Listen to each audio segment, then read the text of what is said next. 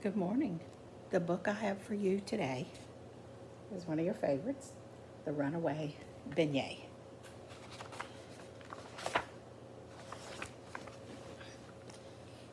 Oh.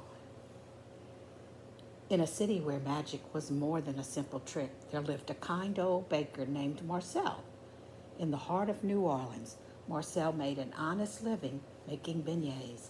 Here and there and everywhere, the stars shined.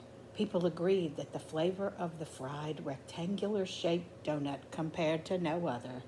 Some believed there was magic in the powdered sugar that topped each beignet, creating an endless desire for its sweetness.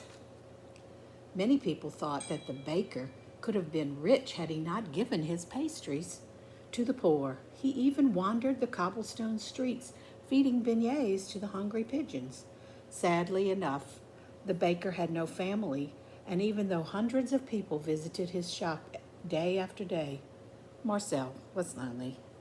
One morning, a weary stranger wearing a gray coat, colorful scarf, and red shoes entered the shop. "May I please have a glass of cool water?" he asked. Marcel gave the stranger water and a bag of fresh beignets. "Take this with you. Bon appetit." "But I have no money to pay you," said the stranger. Marcel smiled. "I'm not asking for any money." "Your generosity surpasses the fine aroma of your beignets," said the stranger. "Take this bag of sugar. When the sun welcomes the day, sprinkle it on the first beignet you cook and wish for anything you want." "I've never heard of anything like this," Marcel mumbled, reaching for a water pitcher behind him. When he turned around to refill the stranger's glass, he was gone. Early the next morning, Marcel opened the bag of sugar. "I must have lost my mind to believe that man." He put 2 dots of sugar on top of the first cooked beignet. "May, that looks like 2 little eyes." You see the picture? He said, laughing. He added a nose and a smiling mouth. "That face makes you look like Beignet Boy." As the sugar melted into the pastry, Marcel remembered the words of the stranger and whispered, "I wish that you were a real boy." To Marcel's surprise, the Beignet Boy blinked his eyes and jumped up on the table. "Aye, look at me." Marcel's eyes lit up. "Bon Dieu, the Beignet Boy is alive." But when Marcel reached for the Beignet Boy, he jumped to the floor. He, you can't catch me." And he dashed out the door. Marcel ran through the streets shouting, "Stop, come back, mon petit garçon." But the Beignet Boy just smiled as he sang, "Believe you me, I'm going to get away. You're not going to taste this little beignet." Down Canal Street and through the French Quarter he zipped, running across a bandstand of jazz players. The Beignet Boy leaped upon a drum with a burst of powdered sugar. "Aye, look at me," he sang, shaking his little beignet hips. The crowd stomped and romped to the rhythm of "When the Saints Go Marching In." Suddenly, the drummer sniffed the aroma of the freshly fried beignet. "Hey, what's up?" the Beignet Boy yelled. "Oh no, end of show." He dashed off the bandstand singing, "Believe you me, I'm gonna get away. You're not gonna taste this little beignet." "Stop, come back," shouted the jazz players. But the Beignet Boy kept running. When he came to Jackson Square, the Beignet Boy posed in disguise, while a street artist painted his picture. Marcel and the jazz players around and around Jackson Square. He, they don't see me." All of a sudden, the street artist whiffed the sweet aroma of a beignet. You come with me, no?" "No," said Beignet Boy, racing out of Jackson Square. "Stop, come back," the artist yelled. "The beignet does not run away from the Andre." The Beignet Boy dashed along the Mississippi River, past a mime, around a juggler, and between the stilts of a street performer. His song echoed throughout the Riverwalk. Believe you me, I'm gonna get away. You're not gonna taste this little beignet. Let's switch. Marcel, the jazz players, and Andre, the zany artist, followed the beignet boy into the French market. Their reckless chase upset the merchants selling their wares.